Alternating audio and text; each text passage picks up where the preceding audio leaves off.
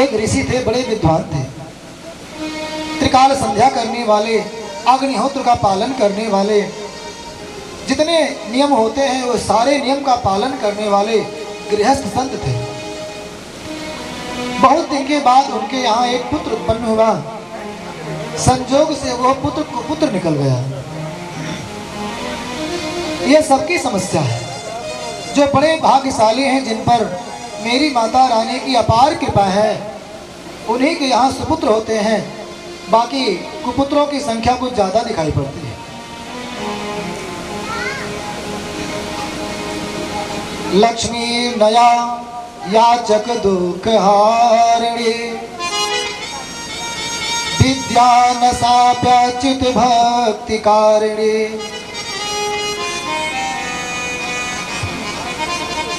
पुत्रो नसा पंडित मंडलाग्रणी, सानेव सानेव सानेव सानेव।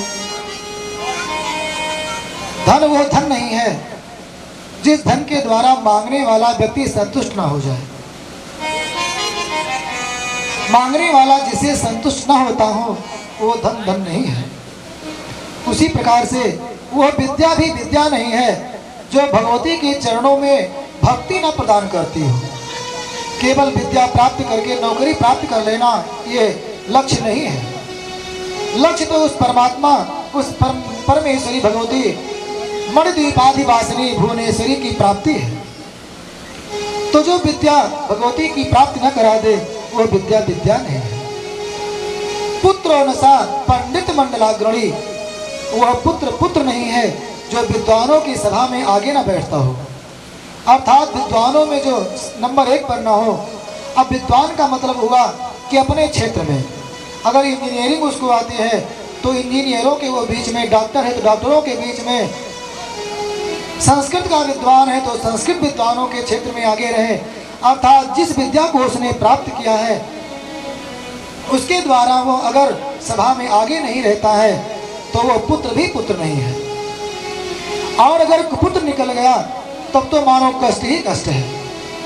उस पिता से पूछिए जिसका पुत्र कुपुत्र निकल गया, वो बार बार सोचता है कि इससे अच्छा पुत्र ना होता, केवल एक नाम रहता कि चलो पुत्र नहीं है।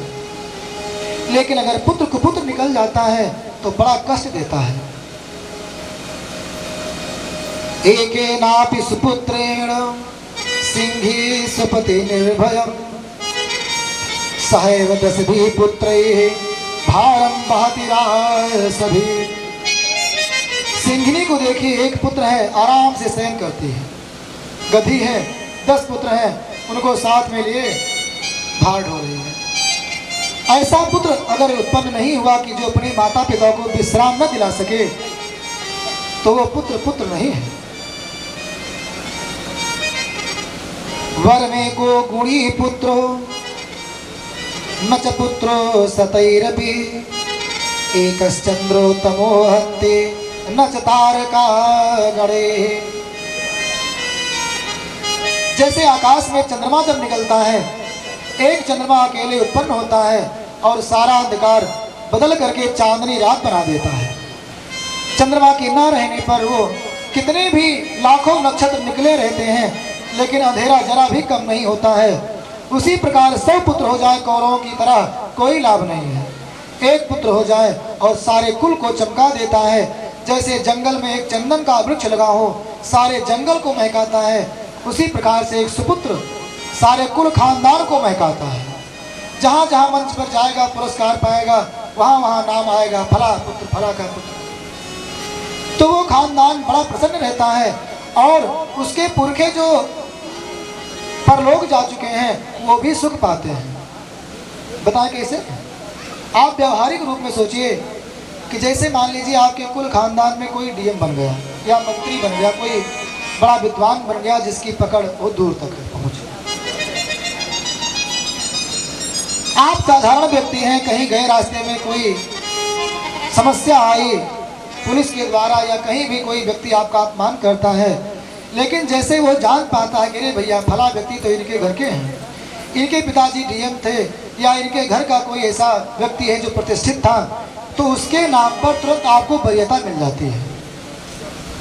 तो जैसे उसके नाम पर आपको वरीयता मिली है, उसी प्रकार परलोक में भी अगर वो नरक में है, चाहे स्वर्ग में है, चाहे किसी भी स्थिति में वो जीवात्मा है, अपने पुत्रों के नाम से अगर उसका पुत्र धर्मात्मा है तो उसके नाम से वहाँ उसको वरीयता प्राप्त होती है और उसका दुख दूर होता है। तो वो पुत्र जो हुआ ऋतुवाद महाराज को बड़ा ही कुकर्मी निकल गया, धुंधकारी की तरह दुष्ट हो गया। कुत्तों के साथ खेलना, बच्चों को दंड देना, माताओं बहनों को अपशब्द कहना, माता पिता को सताना, जितने कुकर्म होते हैं बालकों के, वो लक्षण उसके अंदर दिखाई पड़ने लगे। छोटी ही अवस्था थी भी उसकी, लेकिन पूत के पांव पालने में ही दिखाई पड़ते हैं। ऋतुवाद महाराज बड़े ही चिंतित हुए और सोचने लगे कि मैंने सारे धर्म कर्म का पालन किया, मेरी पत्नी ने भी कोई गलती नहीं की, आखिर किस गलती से ये कुकर्मी पुत्र हो गए? आखिर क्या कारण हो सकता है? क्योंकि मेरे कुल खानदान में ऐसा कोई नहीं हुआ जो चंदन के वन में बबूल के समान निकल आया।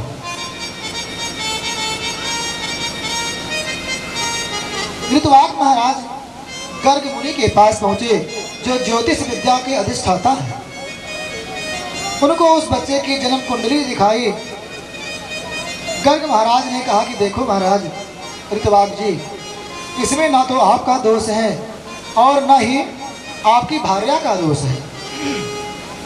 ये तुम्हारा जो पुत्र है, यह रेवती नक्षत्र के अंतिम चरण में जन्म लिया है इसने, जिसको गंडांत बोलते हैं। तो गंडांत में जन्म लेने के कारण इसका जो मस्तिष्क है वो दुर्बुद्धि की ओर चला गया है, दुष्कर्मों की ओर प्रेरित हो गया है। इधर तो गर्गाचार्य जी समझा रहे थे कि रेवती के कारण इसको दुख प्राप्त होगा। जैसे इतना सुना ऋतुवाद जी ने, वो मारे क्रोध के मूर्छित होने लगे। इतना क्रोध उनको आया, उन्होंने क्रोध में ही जल लिया और रेवती नामक नक्षत्र को श्राप दे दिया कि तुम द्विलोक में ना रह करके मृत्यु लोक में आ जाओ। और जल का छींटा लगाया, वो नक्षत्र जो था रेवती नामक नक्षत्र, वो आ करके और एक पर्वत पर गिर पड़ा। रेवती का पतन हो गया। अब जब रेवती का पतन हुआ तो रेवती जो है उस पर्वत पर रहने लगी। तो प्रमुच नामक एक मुनि थे, उन्होंने उस रेवती का पालन पोषण किया। प्रमुच महाराज के यहाँ ही एक कन्या का जन्म हुआ रेवती के द्वारा, और उस कन्या का भी नाम रेवती ही रखा गया। बड़ी सुंदरी कन्या थी रेवती नामक कन्या। प्रमुच महाराज पालन पोषण करते हैं, लेकिन धीरे धीरे जब वो कन्या बड़ी होने लगी तो महाराज प्रमुख को उसके विवाह की चिंता सताने लगी। आजकल तो हम कुछ ज़्यादा ही समस्या देख रहे हैं। मुझे लगता है कि तमाम लड़के भी बिना ब्याह के इस समय हैं, लेकिन कन्या वाले को, पिताजी को, कन्या के पिताजी को अपनी कन्या के योग्य वर भी नहीं मिल रहा है। अब ये बड़ी समस्या है। अब चाहे यह मान लीजिए कि इस समय कन्याएं बालकों की अपेक्षा ज़्यादा योग्य हो रही हों, क्योंकि बालकों को अपने मन को भटकाने के अनेक साधन उपलब्ध हैं। तो उनके मन भटक गए हैं, डिग्री तो प्राप्त कर ले रहे हैं, लेकिन जो वांछित लक्ष्य उनका है, जो चाहते हैं, वो प्राप्त नहीं कर पाते हैं। उनकी उम्र भी ज़्यादा हो गई है और लक्ष्य नहीं प्राप्त कर पा रहे हैं। कन्या रूपवती भी है और सुशीला भी है, उसके योग्य वर नहीं मिल रहा है। ये सब पिताओं की समस्या होती है।